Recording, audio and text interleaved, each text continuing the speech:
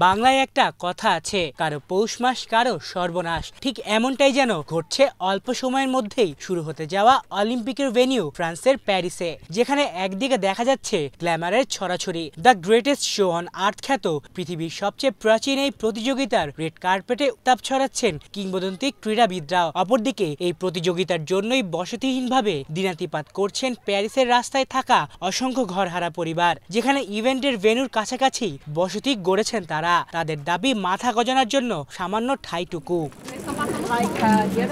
আর অন্যদিকে অলিম্পিক জুড়ে কাঁপছে ফ্রান্স সহ পুরো বিশ্বের ক্রীড়া অনুরাগীরা। পর্দা উঠতে যাচ্ছে বিশ্বের সর্ববৃহৎ এই ক্রীড়াযজ্ঞের। ভালোবাসার শহর খ্যাত প্যারিসে এবারই প্রথম অলিম্পিক তার নিজস্ব প্রথা ভেঙে উদ্বোধনী অনুষ্ঠানের আয়োজন করতে যাচ্ছে বদ্ধ স্টেডিয়ামের বাইরে।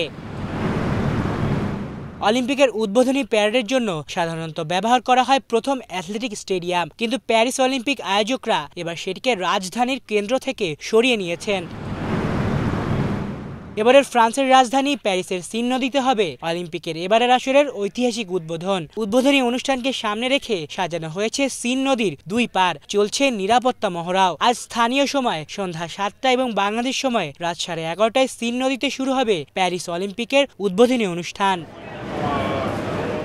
মূলত অলিম্পিকের মূল থিম গেমস ওয়াইড ওপেনকে সামনে রেখে নেওয়া হয়েছে এই সিদ্ধান্ত। পুরো উদ্বোধনী অনুষ্ঠানটিকে 12টি ভাগে ভাগ করা হয়েছে, যেখানে মোট 3000 নৃত্যশিল্পী, সঙ্গীত শিল্পী ও বিনোদন কর্মী অংশ নেবেন। অংশগ্রহণকারী শিল্পীরা সিনের দুই তীরের সেতুতে ও কাছাকাছি স্মৃতিস্তম্ভগুলোয় থাকবেন। আলিফ চৌধুরী, বাংলা ভিশন।